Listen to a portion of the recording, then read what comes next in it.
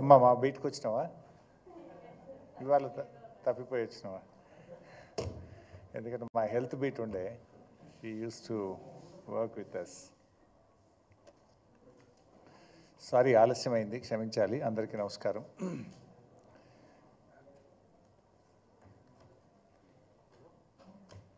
నిన్న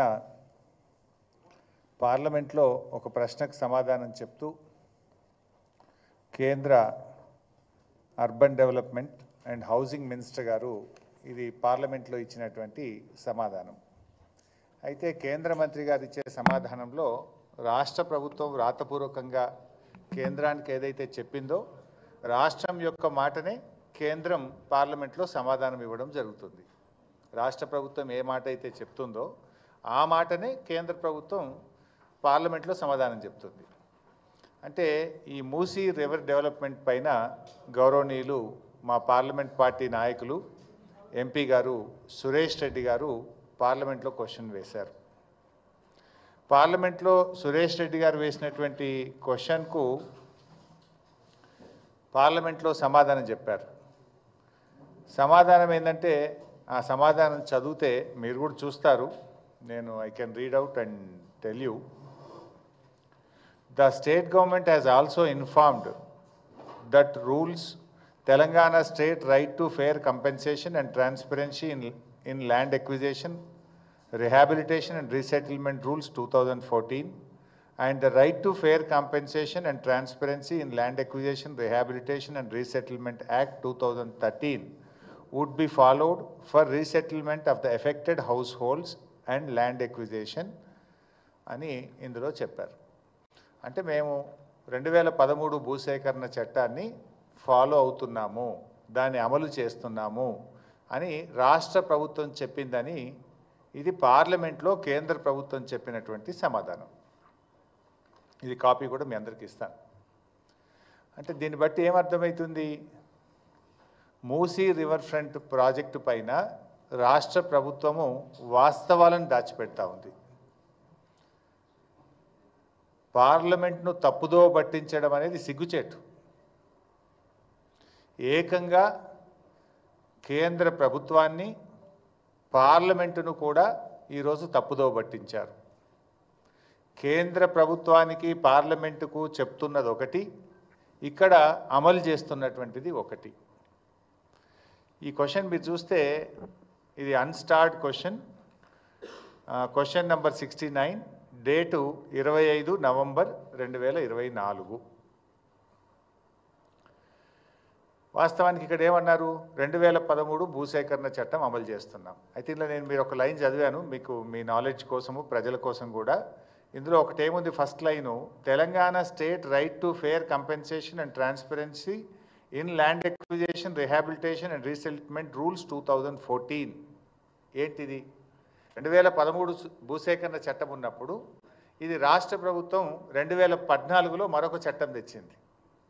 2013 భూసేకరణ చట్టం ఏం చెప్తుందంటే, దేశం మొత్తం కూడా తప్పకుండా ఏ ప్రాజెక్టులోనైనా నిర్వాసితులకు ఈ రకంగా ఆదుకోవాలని చెప్పి అప్పటి యూపీఏ ప్రభుత్వం 2013లో చట్టం తెచ్చింది.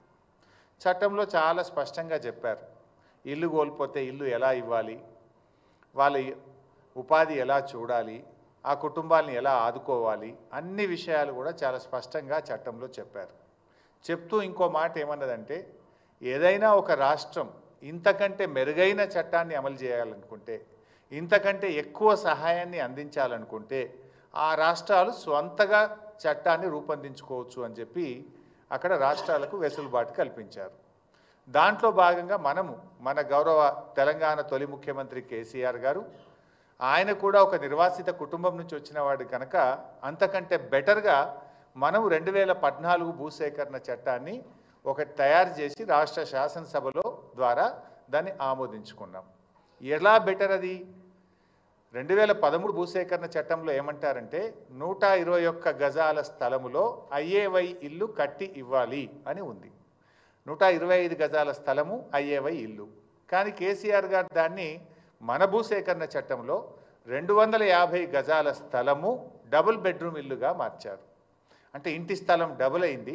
అయ్యేవై ఇల్లు అంటే ఆ రోజు 1,20,000 రూపాయలు మాత్రమే. మన డబుల్ బెడ్రూమ్ ఇల్లు అంటే 5,04,000 రూపాయలు మినిమం, కొన్ని చోట్ల 5,76 లక్షలు కూడా అయింది. అంటే 1,30,000కు బదులు అయ్యేవై ఇల్లు 5,04,000 ఇచ్చాం. 125 గజాలకు బదులు 250 గజాల స్థలం ఇచ్చాం. అదేవిధంగా వేజ్ లాస్ కూడా దానికి కొన్ని స్టిపులేటెడ్ రూల్స్ ఉంటే దానికంటే మెరుగ్గా మనం తెలంగాణ భూసేకరణ చట్టాన్ని ఈ రాష్ట్రంలో తెచ్చాం. అందుకే పార్లమెంట్లో కూడా ఏం చెప్పారు, ఈవెన్ టుడే మన రాష్ట్రంలో మనము 2013 చట్టానికి లోబడుతూనే అంతకంటే మెరుగైన చట్టం 2014 భూసేకరణ చట్టం ఈరోజు కూడా ఈ రాష్ట్రంలో అమల్లో ఉంది.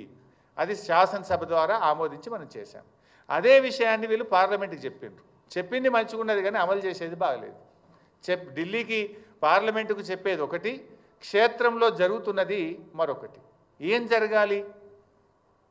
ఏదైనా ఒక ప్రాజెక్టు చేపట్టినప్పుడు ఫస్ట్ ఐడెంటిఫికేషన్ ఆఫ్ బెనిఫిషరీస్, ఎవరైతే నష్టపోతున్నటువంటి కుటుంబాలు ఉన్నాయో వారిని గుర్తించాలి, వారందరినీ కూడా గుర్తించాలి.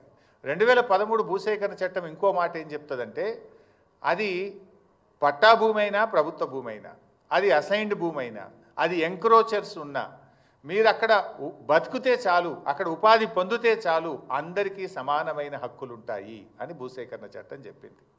అది ఎంక్రోచర్ అయినా, అసైనీ అయినా, లేదు ప్రభుత్వ భూమిలో ఉన్న, పట్టా భూమిలో ఉన్న అందరికీ సమానమైన చట్టాలు ఉంటాయనేది ఈ చట్టం చెప్తుంది. అయితే ఏం చేయాలి వీళ్ళు? ఫస్ట్ వాళ్ళను ఎన్యూమరేషన్ జరగాలి. ఎన్యూమరేషన్ జరిగి పిఎన్ నోటిఫికేషన్ 60 రోజుల టైం ఇస్తూ ప్రముఖ దినపత్రికల్లో నోటిఫికేషన్ ఇవ్వాలి. Family wise, structure wise notification ఇవ్వాలి. 60 రోజులు నోటిఫికేషన్ ఇచ్చి 60 రోజుల్లో అబ్జెక్షన్స్ కాల్ఫర్ చేస్తారు. ఆ వచ్చిన అబ్జెక్షన్స్ అన్నీ కూడా పరిగణలోకి తీసుకొని ఆ భూసేకరణ అధికారి దెన్ వాటన్నిటిని కూడా సార్ట్అవుట్ చేసి మరొక 30 రోజుల సమయాన్ని ఇస్తూ పీడీ నోటిఫికేషన్ ఇవ్వాలి. సో పిఎన్, పీడీ 2 నోటిఫికేషన్లు అయిపోయిన తర్వాత అన్ని అబ్జెక్షన్స్ను వాళ్ళకున్న అనుమానాలను నివృత్తి చేసి అబ్జెక్షన్స్ అన్నీ కూడా సార్ట్అవుట్ చేసిన తర్వాత then they have to start the process. కానీ ఇక్కడ అసలు పిఎన్ వచ్చిందా? అసలు బెనిఫిషియరీ నోటిఫికేషన్ అయిందా? అసలు డిపిఆర్ వచ్చిందా? డిపిఆర్ లేదు, బెనిఫిషరీని గుర్తించలేదు, ఎన్యూమరేషన్ జరగలేదు, పిఎన్ నోటిఫికేషన్ రాలేదు, పీడీ రాలేదు, పేదల ఇండ్లు కూలగొట్టేసిండ్రు, తీసుకుపోయి డబుల్ బెడ్రూమ్లో వాడేసిండ్రు. వాస్తవానికి చట్టం ఏం చెప్తుంది? ఇది గతం మన రాష్ట్రంలో మేము అమలు చేశాం. కేసీఆర్ గారి నాయకత్వంలో మల్లన్న సాగర్లో కావచ్చు, కొండపోచమ్మ సాగర్లో కావచ్చు, పాలమూరు ఎత్తిపోతల పథకంలో కావచ్చు, సీతారామాలో కావచ్చు, అనేక ప్రాజెక్టులలో మన రాష్ట్రంలో అమలు చేసి ఉన్నాం. ఏం చేయాల్సి ఉంటుంది ఈ చట్ట ప్రకారంగా? First PN, take the objections and sort it out, then go for PD, take the objections and sort it out. PN, PD అయిన తర్వాత వాళ్ళు ఉంటున్నటువంటి స్ట్రక్చర్, అది గుడిసెనా, గూనె పెంకల ఇల్లా, అది పక్కా ఇల్లా, ఏదైనా కూడా ఆ ఇంటికి R&B లేదా పంచాయతీరాజ్ అధికారులు వెళ్ళి ఆ పాత ఇంటికి ఎంత వాల్యూ ఉంటుందో వాల్యుయేషన్ చేస్తారు. వాల్యుయేషన్ చేసి డిప్రిషియేషన్ కూడా, ఒకవేళ పాత స్ట్రక్చర్ అయితే డిప్రిషియేషన్ తీసేసి దాని నెట్ వాల్యూకు రెండంతల డబ్బును ఆ ఇంటి యజమానికి ఇవ్వాలి. ఇది జరిగిందా మన దగ్గర? నో. పాత ఇంటికి ఇంజనీర్లు ఎస్టిమేట్ చేసి డిప్రిషియేషన్ తీసేసి నెట్ వాల్యూ మీద రెండంతల డబ్బు ఆ ఇంటి యజమానికి ఇవ్వాలి. This is number 1. Number 2, wage loss. అంటే వాళ్ళు ఉపాధి కోల్పోతారు. నిజంగా మూసీలో ఎవరి ఇండ్లు పోయినా ఎక్కువ ఎవరికి పోతున్నాయి ఈ నిమిషానికి? వాళ్ళు ఇనుప సామాన్ అమ్ముకునేటోళ్ళు, రోళ్ళు తయారు చేసేటోళ్ళు, లేకపోతే ఏమంటాము గొడ్డళ్ళు, కత్తులు, వాటిని పదను పట్టేటువంటి వాళ్ళు, లేకపోతే అక్కడ ఉండే ఇళ్లల్లో పనిచేసుకునేటువంటి వాళ్ళు, పాత సీసాలు ఏరుకునే వాళ్ళు, పాత బట్టలు అమ్ముకునేటువంటి వాళ్ళు, ఇలా చాలా అత్యంత పేదలైనటువంటి వాళ్ళు, ఆటోలు నడుపుకునేటువంటి వాళ్ళు, రిక్షా పుల్లర్సు, హమాలీసు, హోటళ్లలో పనిచేసేటువంటి వాళ్ళు, ఇట్లాంటి వాళ్ళు కడు పేదలు ఆ ప్రాంతంలో నివసిస్తున్నారు. మరి ఆ పేదలకు పాత ఇంటికి నువ్వు డబ్బులు ఇవ్వలేదు, నెంబర్ 1. Number 2, wage loss. మన 2014 భూసేకరణ చట్టం ఏం చెప్తుందంటే, ఆ ఇంటిలో పెళ్ళైనటువంటి వాళ్ళు ఎందరుంటే అంతమందిని కుటుంబాలుగా గుర్తించాలి. పెళ్ళి అయినటువంటి వాళ్ళు ఆ ఇంట్లో ఎందరుంటే అందరినీ కుటుంబాలుగా గుర్తించాలి. ఒక్కొక్క కుటుంబానికి 7,50,000 రూపాయల వేజ్ లాస్ 1 టైం సెటిల్మెంట్ కింద ఇవ్వాలి. నెంబర్ 2. నెంబర్ 3, ఆ ఇంట్లో పెళ్ళి కానటువంటి 18 సంవత్సరాలు నిండినటువంటి అమ్మాయి కానీ అబ్బాయి కానీ ఉంటే వారికి ఒక్కొక్కరికి 5 లక్షల రూపాయలు ఇవ్వాలి.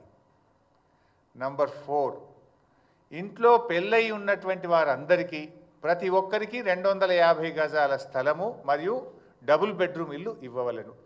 డబుల్ బెడ్రూమ్ ఇళ్లతో పాటు ఆ ఇంటికి నల్లా connection, current connection, drainage, roads, hospital, ANM sub centre, post office, అన్ని దేవాలయము, చర్చు, మసీద్, అన్ని వసతులతో కూడినటువంటి కాలనీని యాజ్ ఇట్ ఈజ్గా నిర్మించి ఇవ్వాలి. పెళ్ళి కాని 18 సంవత్సరాలు నిండిన వాళ్ళకు 5 లక్షలు అన్నాం కదా, దాంతోపాటు వారికి కూడా 250 గజాల స్థలాన్ని కూడా ఇవ్వాలి. These are the points in 2014 act. ఇందులో ఒక్కటన్నా అమలైందా వైసాబ్?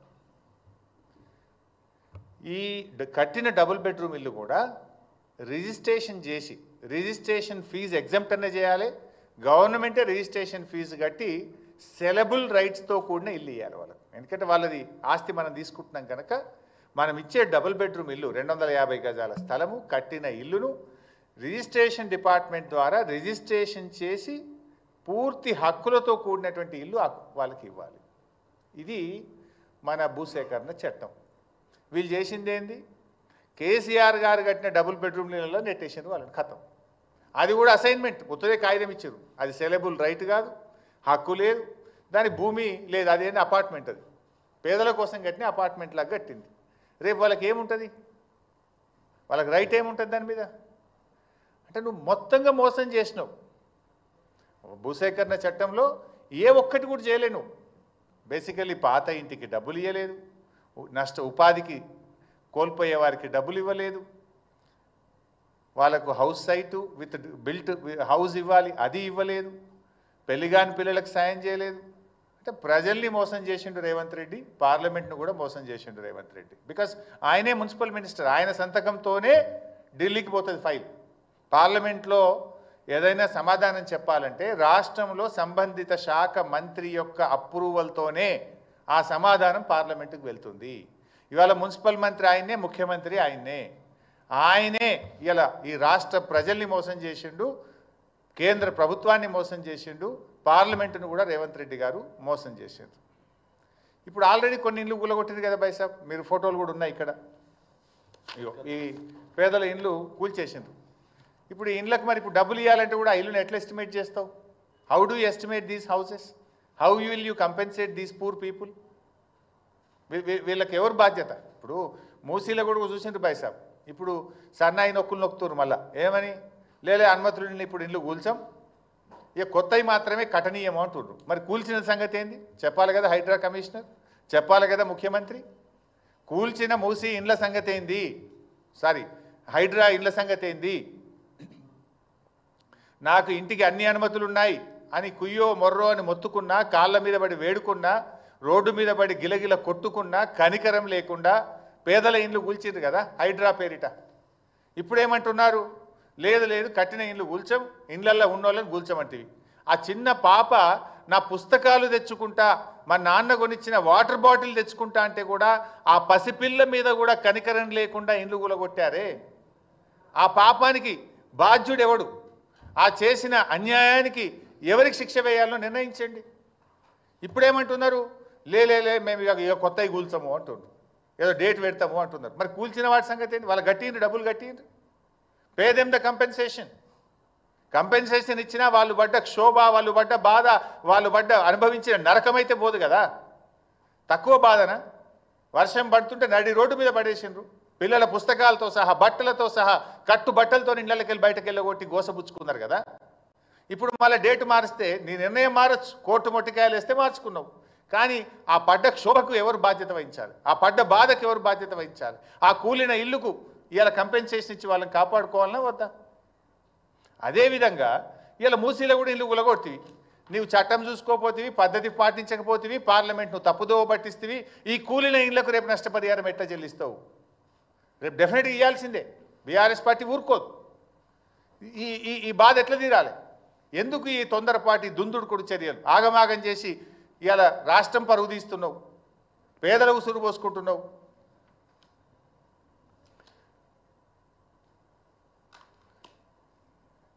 ఇవాళ ఇంకో చిన్న ఎగ్జాంపుల్ కూడా చెప్పాలి మీకు. ఎక్కడ కూల్చింది వీళ్ళు? దాదాపు శంకర్ నగర్, వినాయక్ స్ట్రీట్, ఇట్లా ఒక 4-5 చోట్ల సబ్జెక్ట్ టు కరెక్షన్ ఒక 280 మందిని ఖాళీ చేయించి డబుల్ బెడ్రూమ్ ఇళ్లకు పంపించినట్టుగా టీవీలో పేపర్లో చూశాను. Almost 280 families.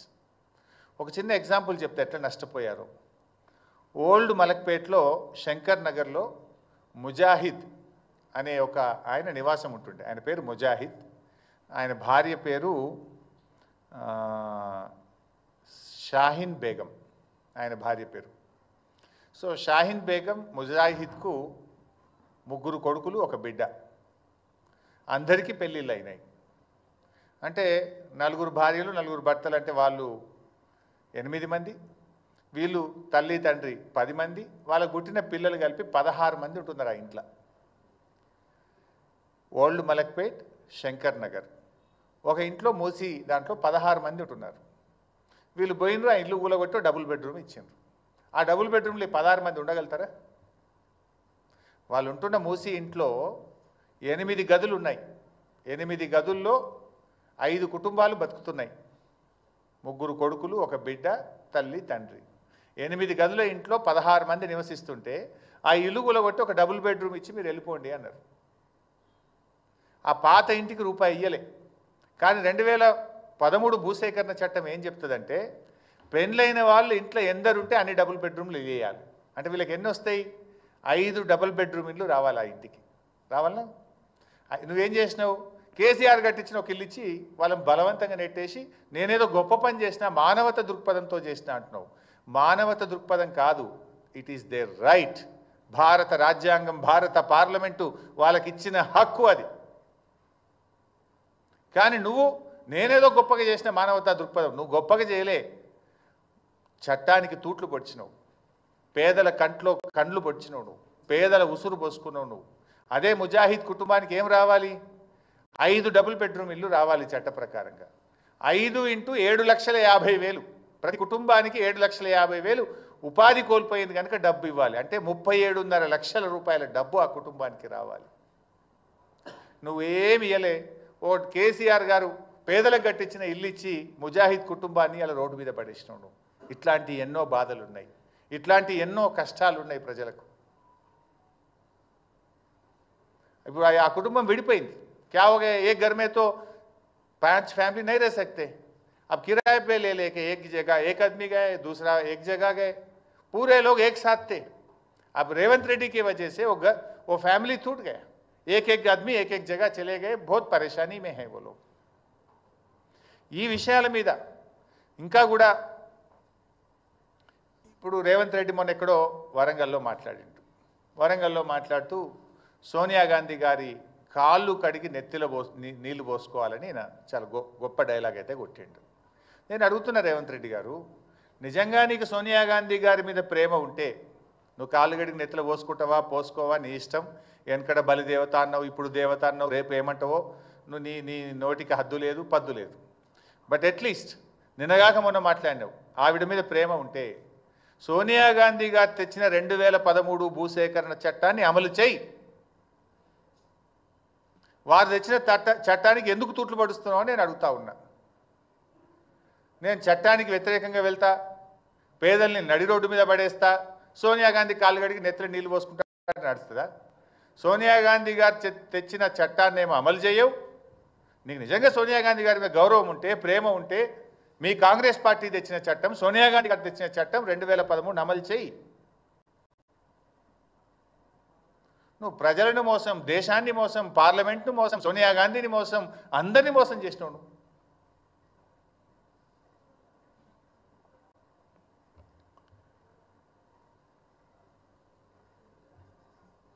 ఈ ప్రభుత్వాన్ని రేవంత్ రెడ్డి గారిని నేను సూటిగా అడుగుతా ఉన్నా, దీని మీద నేను బహిరంగ చర్చకు సిద్ధం. ముఖ్యమంత్రి గారు ఎక్కడికి రమ్మంటారో చెప్పండి. రేపు డెఫినెట్గా వీఆర్ రెడీ టు స్పీక్. నువ్వే చెప్తున్నావు మేము గొప్పగా చేసినామని. ఎక్కడ గొప్పగా చేసినా? ఇప్పుడు నేను ఈ పాయింట్స్ అన్ని రేజ్ చేసిన. Please answer my questions. ఏమి నా వ్యక్తిగతం కాదు. ఇప్పుడు ఎట్లయిపోయిందంటే కాంగ్రెస్ పార్టీ ప్రతిపక్షంగా మేము ఏదైనా ప్రతిపక్షాన్ని మాట్లాడితే మా మీద బురద జల్లుడు, మా మీద ఏదో ఒక పాత తీసి బుల్డోజర్ ఎక్కిస్తారా, చంపేస్తా, తొక్కుతా, ఇవి కాదు కదా. తొక్కుతా, సంపుతా, బుల్డోజర్ ఎక్కిస్తా, లేకపోతే మా మీద ఏదో బురద జల్లుడు, మీ లీడర్లను పెట్టించి మమ్మల్ని తిట్టించుడు. This is not the solution.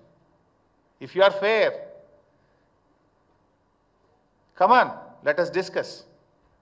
I'm ready for open discussion. ఏ టీవీ ఛానల్ కూర్చుందామా, ఎక్కడ కూర్చుందాం చెప్పు, సెక్రటరేట్ రమ్మన్నా నేను వస్తా. పెట్టు, ఆల్ పార్టీ మీటింగ్ పెడతాను మాట్లాడినావు మూసీ మీద. మేము మాట్లాడితే yes we're ready to come and discuss అని చెప్పినాం. కేటీఆర్ గారు చెప్పారు, నేను కూడా చెప్పాను. ఎందుకు పెట్టలే ఆల్ పార్టీ మీటింగ్? పెడితే ఈ అన్ని ఇష్యూస్ మేము డిస్కస్ చేద్దాం కదా. ఎందుకు పెట్టలేను? పార్లమెంటు తప్పుదో పట్టిస్తున్నావు. 2013 భూసేకరణ చట్టం అమలు చేస్తున్నా అని సోనియా గాంధీని కూడా మోసం చేస్తున్నావు నువ్వు. అందువల్ల దీని మీద బహిరంగ చర్చ పెట్టాలి. లేదు ఆల్ పార్టీ పెట్టండి.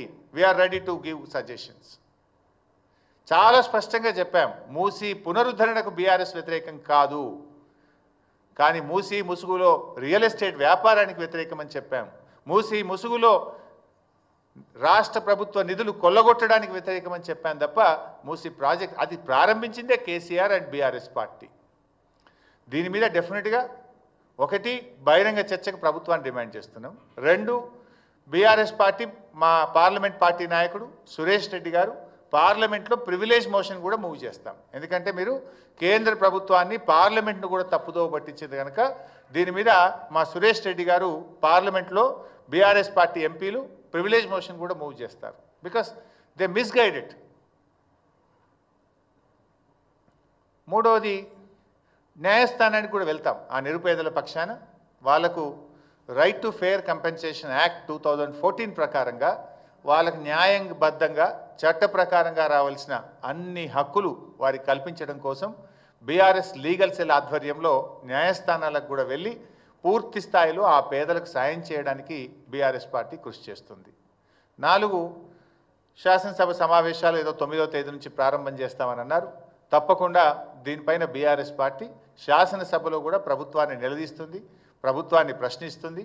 మేము ఈ మూసీ బాధితులకు పూర్తి సహాయం జరిగే విధంగా రేపు శాసనసభలో కూడా బీఆర్ఎస్ పార్టీ పోరాడుతుంది. Thank you.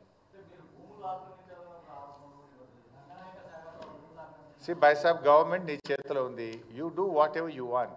It is open to you కదా. ఎవరైనా వద్దంటున్నారా మిమ్మల్ని? You are in the government. You take whatever the action you want. Thank you. బై సాబ్ నేను అవన్నీ మాట్లాడగలుగుతా, కానీ ఇది ఒక పేదలకు సంబంధించిన ఇష్యూ డైల్యూట్ అవుతుందేమో నా బాధ. దానికి చాలా సబ్జెక్ట్ ఉంది యాక్చువల్గా మాట్లాడడానికి. నిజంగా పేదల గురించి మాట్లాడితే there is an important issue రాష్ట్రంలో, కానీ ఇది కూడా ఈక్వల్లీ ఇంపార్టెంట్. డైల్యూట్ అవుతుంది అనేది నా అభిప్రాయం.